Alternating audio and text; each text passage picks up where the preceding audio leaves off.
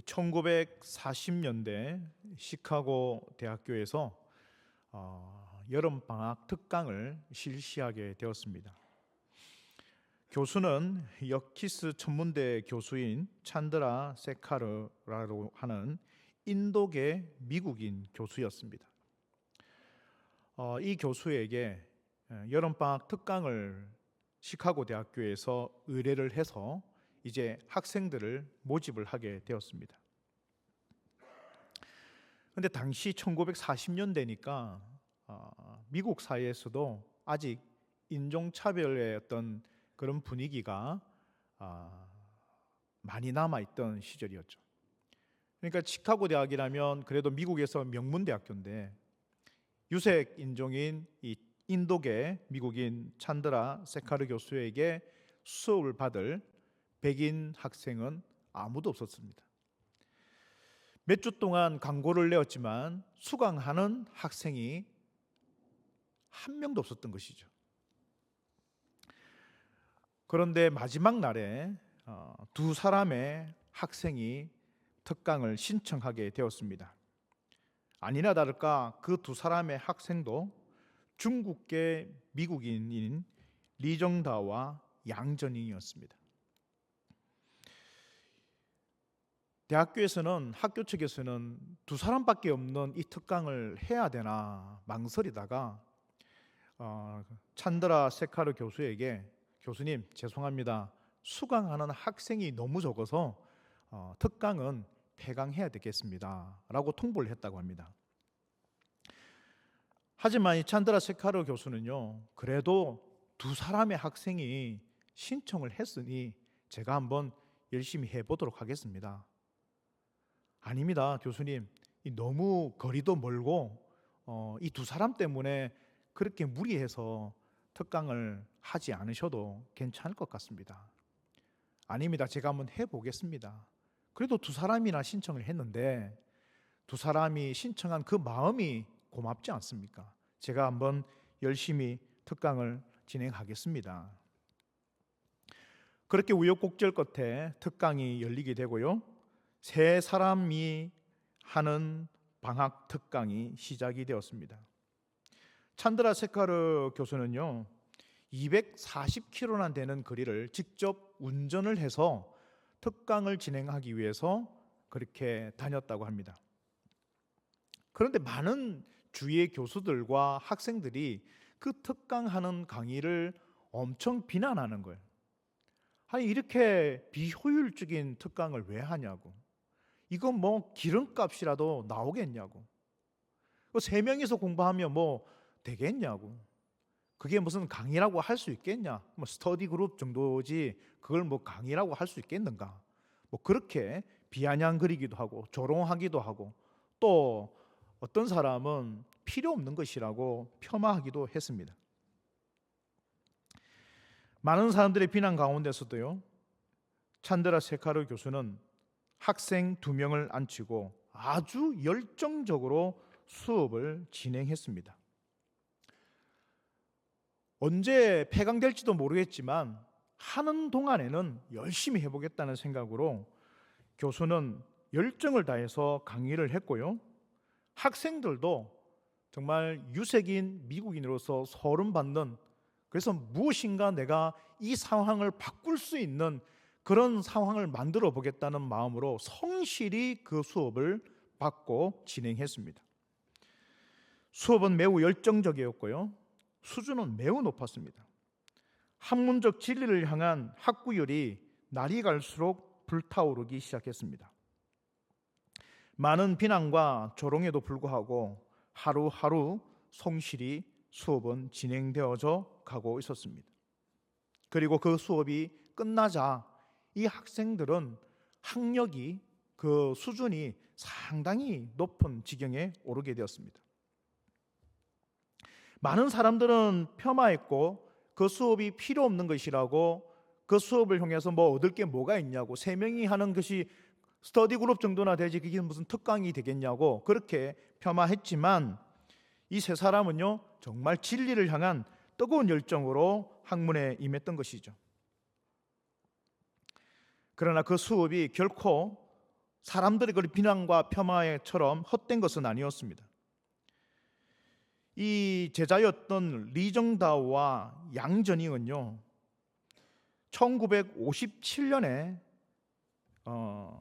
31살의 나이에 페리티 비보존 이론이라는 논문으로 노벨 물리학상을 수상하게 됩니다. 그러니까 이 수업을 통해서 제자들이 노벨상을 받게 되었다는 것이죠. 그거에 있어서 끝나지가 않습니다. 그 수업을 강의했던 찬드라 세카르 교수는요 73살 73세의 나이에 자신의 이름을 딴 찬드라 세카르 한계 이론으로 또한 노벨 물리학상을 또한 받게 됩니다. 그러니까 그 수업에 참여한 세 사람 모두가 다 노벨 물리학상을 다 받게 되는 결과를 가지게 되었던 것이죠. 조그만한 수업에서 시작했지만 작은 출발에서 시작되었지만 앞으로 이 수업이 어떻게 될지 모르는 그런 불확실한 가운데서 수업이 진행되었지만 하지만 그 수업에 최선을 다하고 충성을 다하고 또 마음을 다해서 뜨겁게 진행한 결과 이 세 사람 모두가 노벨상을 받게 되는 일이 일어나게 되었던 것이죠. 이 이야기를 들으면서 참 마음에 많은 감동이 됩니다. 우리의 삶의 하루하루가 이런 열정과 뜨거움으로 함께 한다면 여러분 우리의 미래는요 하나님께서 책임져 주신다는 사실 꼭 기억하시는 우리 성도 되시길 바랍니다. 오늘 본문의 말씀에도 바로 그러한 불확실한 미래를 앞두고 있는 한 사람을 소개하면서 말씀이 진행되고 있는데요, 본문 1절과 2절 말씀을 읽으면서 본문 안으로 들어가 보겠습니다. 1, 2절입니다. 시작.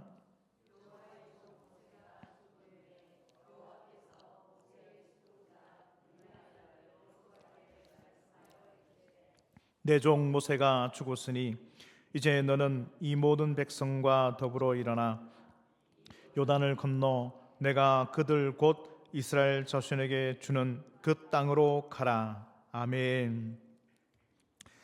여러분, 지금 이스라엘을 지금까지 인도한 사람이 누굽니까? 바로 모세입니다. 이스라엘에게 가장 필요한 사람이고요, 또한 위대한 지도자이며 영적인 지도자입니다. 때문에 모세의 지도력은요, 그 영향력은 너무나 강력했고요, 백성들의 마음에 큰 기둥이었습니다. 그런데 오늘 본문의 시작은요, 바로 그러한 모세가 죽었다로 시작되고 있는 것이죠. 지금까지 모세가 인도하는 대로 가면 되는 것이었습니다. 다르게 고민할 필요가 없었습니다. 모세가 하라는 대로 하면 되었고요, 모세가 지도하면 그것만 하면 되었습니다. 더 이상 고민할 것이 없었죠. 한데 이제는요, 가나안 땅, 그 약속의 땅을 문전 앞에 두고 그 지도자인 모세가 죽게 되어서 이제 더 이상 백성들을 인도하지 못하게 되는 이런 불확실한 상황 가운데 그들이 놓여지게 되었다는 것입니다. 이러한 불확실한 미래에 대한 불안감은요, 백성들뿐만이 아니라 바로 이 여호수아도 똑같은 그런 느낌을 받고 있었다는 것이죠. 하나님께서는 이 여호수아에게 2절의 말씀을 이렇게 말하고 있습니다. 내 종 모세가 죽었으니 이제 너는 이 모든 백성과 더불어 일어나 이 요단을 건너 내가 그들 곧 이스라엘 자손에게 주는 그 땅으로 가라 라고 말씀하고 있습니다. 여호수아는 이제 모세의 뒤를 이어서 이 백성을 이끌고 지금 가나안 땅으로 들어가야 합니다. 한데 사실 여호수아도요, 모세가 시키는 대로 했을 뿐이지 자기가 결정해서 자기가 무엇인가 알고 한 것은 하나도 없었던 것이죠. 하나님 좀 잘 알지 못하는데요, 저는 그 땅을 한 번도 가보지 않았습니다. 제가 이 백성들을 어떻게 인도할 수 있단 말입니까? 그런 미래에 대한, 앞으로 일에 대한 불안, 염려, 걱정이요, 이 여호수아에게 엄청나게 밀려오고 있었습니다. 이런 상황 가운데 여호수아에게 하나님께서 말씀하셨던 것이죠.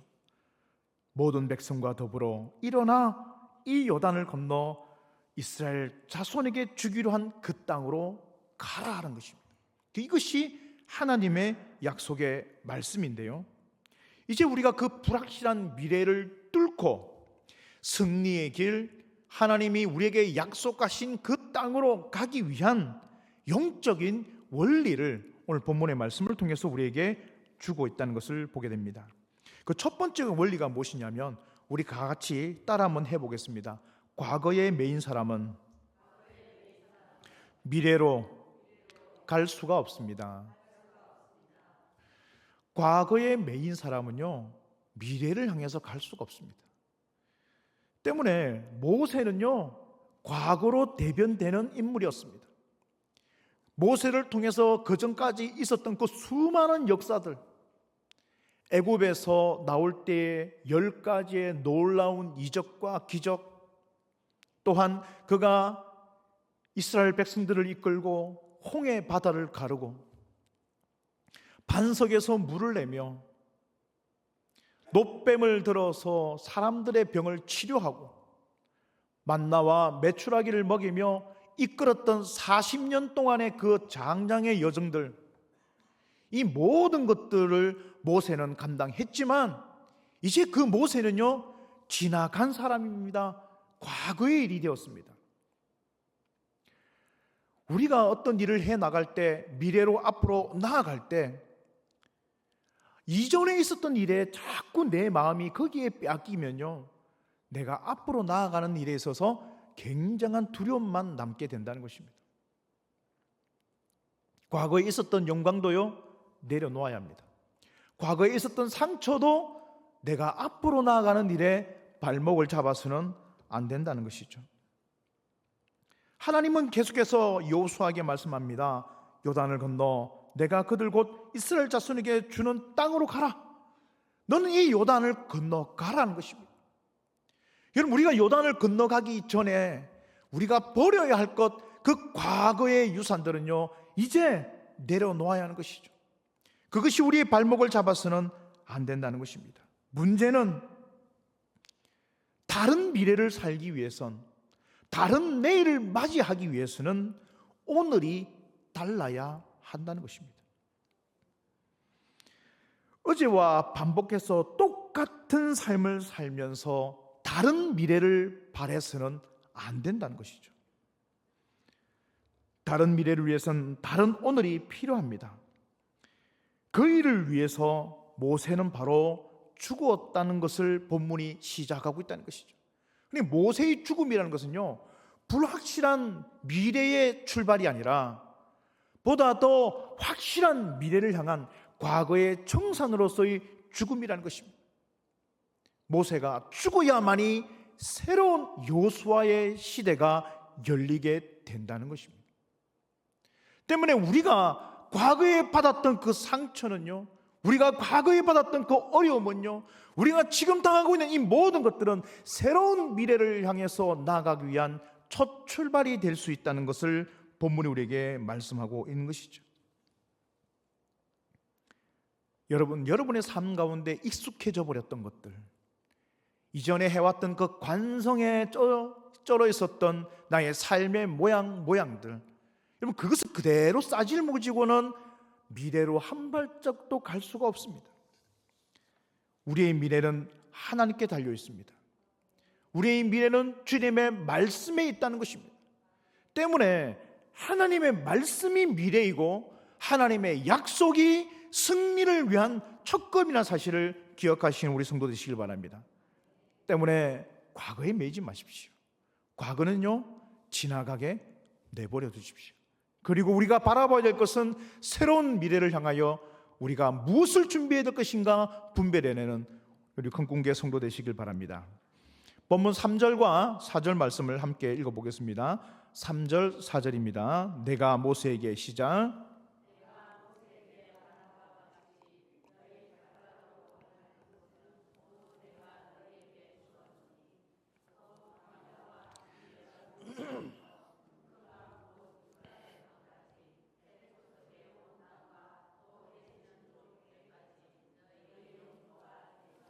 아멘. 많은 사람들이 저한테 운동을 좀 해보는 것이 어떻습니까, 목사님? 이렇게 권유를 많이 합니다.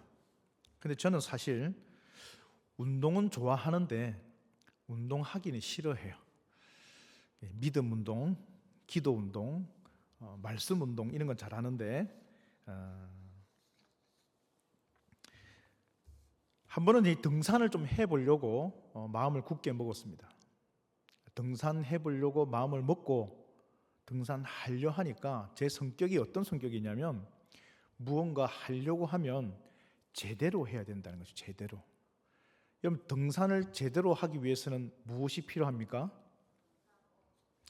등산화, 등산복, 등산 스틱, 등산 모자, 등산 장갑, 등산 가방, 너무 많이 필요한 거예요.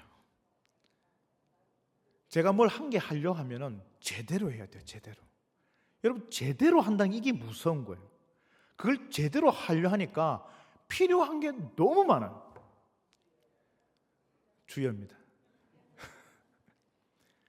낚시는 꿈도 못 꿉니다. 낚시 한번 하려다 했다가는요, 집안이 거들나요. 그래서 오늘 본문의 말씀을 제가 묵상하면서 그런 것 같아요. 하나님이 약속하신 그 미래로 나가기 위해서는 여러분, 완벽한 현실은 없다라는 것입니다. 완벽한 조건을 갖추기를 기다리지 말라는 것입니다. 그런 것은 오지 않는다는 것입니다. 여호수아는요, 오늘 본문의 말씀을 보면 너희 발바닥으로 밟는 모든 땅을 내가 너희에게 주겠다라고 말씀을 하고 있습니다. 이런 발바닥으로 밟는다는 것을 무엇을 의미합니까? 당시 노예들, 종들은요, 신발을 신고 다니지 않았습니다. 그러니까 주인쯤 되면 고대 근동의 이 샌들 같은 그런 신발을 신고 다녔지만 종들은요, 노예들은요, 그냥 맨발이었습니다. 그럼 상상을 해보세요. 이스라엘 백성들은 430년 동안 애굽의 노예로 있었습니다. 그들이 광야로 나왔다고 해서 뭐 신발을 신고 다녔던 것 같지는 않을 것 같습니다. 그들이 신발을 신지 않았다는 것, 노예들은 신발을 신지 않는다는 것은요, 또한 어떤 의미를 가지냐면 네가 가는 곳, 네가 서는 것, 그것은 네가 결정할 것이 아니라 내가, 주인인 내가 결정한다, 그런 의미를 가지고 있는 것이죠. 때문에 발바닥으로 밟는 모든 곳을 내가 너에게 주겠다라고 했을 때 이 의미는 너의 발바닥으로 네가 밟을 수 있는 땅을 밟아라는 것입니다.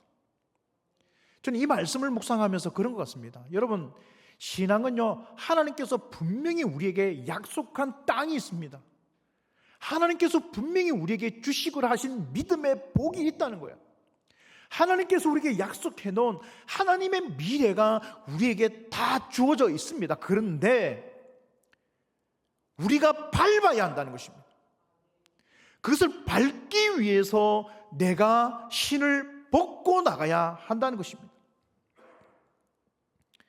여러분, 모세의 내용을 보면요, 모세가 처음 하나님을 만났을 때 네가 선 곳에서 너희 신을 벗으라는 것입니다. 네가 선 곳은 거룩한 땅이니 너의 신을 벗어내라는 것입니다.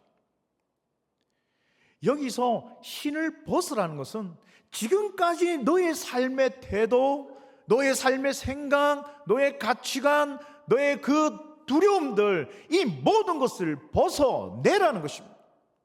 지금부터 너의 발바닥을 인도하는 사람은, 인도하는 이는 바로 여호와 하나님이시라는 것을 분명히 하면서 너도 그 약속을 붙잡고 너의 발바닥이 닿는 곳을 네가 정해 나가라는 것입니다.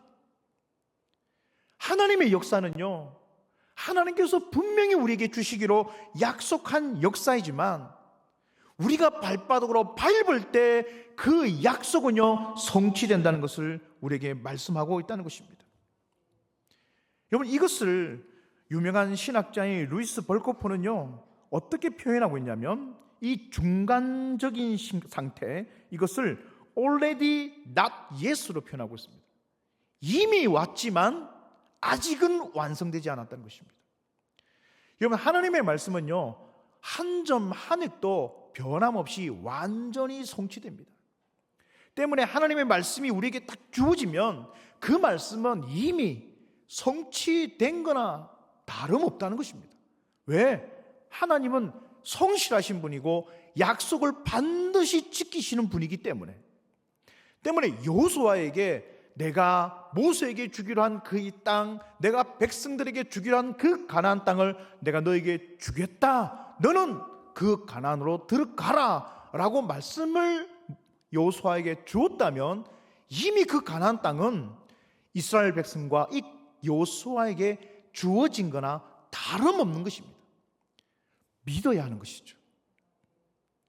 그런데 이제 그 약속의 말씀을 믿고 그 땅으로 들어가는 건 누굽니까? 이 백성들이라는 것이죠. 들어가야 한다는 것입니다. 발바닥으로 밟아야 한다는 것입니다. 무엇을 원하는 것입니까? 준비하려 하지 말고, 완벽한 조건을 만들려 하지 말고, 말씀을 믿고 그 땅으로 들어가는 너의 순종이 필요하다는 것입니다. 때문에 불확실한 미래를 향하여 나아가는 우리에게 두 번째 필요한 것은요, 바로 우리의 순종이 있어야 된다는 것을 말씀하고 있는 것이죠. 마태복음 4장 17절에는요 예수님께서도 이와 비슷한 말씀을 하셨는데요, 이때부터 예수께서 비로소 전파하여 이르시되 회개하라, 천국이 가까이 왔느니라 하시더라 라고 말씀하고 있습니다. 여러분, 여기서 우리가 좀 유념 깊게 살펴봐야 될 말씀이 무엇이냐면, 천국이 왔다도 아니고 천국이 아직 안 왔다도 아닙니다. 어떻게 왔다고요? 가까이 왔다라고 우리 한국어 성경에는 가까이 왔다라고 번역하고 있습니다. 근데 이것이 헬라어 원어로서는 어떤 의미를 가지고 있냐면, 이 문법은 사실 우리나라 말의 문법에는 없는 문법입니다. 우리가 좀 어역을 하자면, 이미 왔지만, 그리고 앞으로도 올 거지만 아직 완성되지는 않았다라는 뜻입니다. 이미 천국이 왔는데 앞으로도 계속 오게 될 것을 의미하는 것이죠. 하나님의 말씀이 이미 왔습니다. 그리고 천국은 이미 우리 심령 가운데 완성되었습니다. 그런데 그 천국의 완성을 이루어 나가야 될 그 과정 속에 또한 우리는 동시에 있다는 것입니다. 약속은 이미 주어졌습니다. 그 약속을 믿고 나아가는 우리는요, 이제 그 약속의 성취를 향하여 나가게 된다는 것을 의미하는 것이죠. 때문에 천국은 우리에게 주어져 있습니다. 그리고 그 약속 또한 우리에게 주어져 있습니다. 이제 현실 가운데, 우리의 삶 가운데 뭔가 완벽하게 준비되면, 목사님 제가 이것 좀 준비되면 열심히 하겠습니다, 이것 좀 되면 하겠습니다, 그게 아닙니다. 우리에게 주어진 말씀이 있고 그 말씀이 여러분 심령을 두드리고 믿어지신다면 지체 없이 순종하며 앞으로 나가시는, 그래서 하나님 앞에 지체함이 없는 인생이 되시길 주님의 이름으로 축복드립니다. 본문 말씀을 다시 한 번 더 읽어보도록 하겠습니다.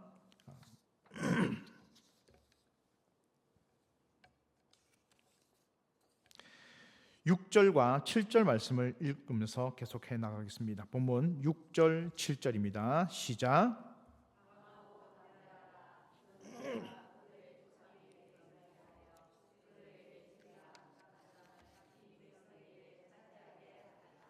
아멘. 7절이죠. 같이 읽겠습니다. 시작. 오직 강하고 극히 담대하여 나의 종 모세가 내게 명령한 그 율법을 다 지켜 행하고 우로나 자로나 치우치지 말라. 그리하면 어디로 가든지 형통하리니. 아멘. 그렇습니다. 우리가 말씀을 믿고 나가는 그 일에는 하나님께서 반드시 역사하신다는 사실을 꼭 기억하시는 성도 되시길 바랍니다.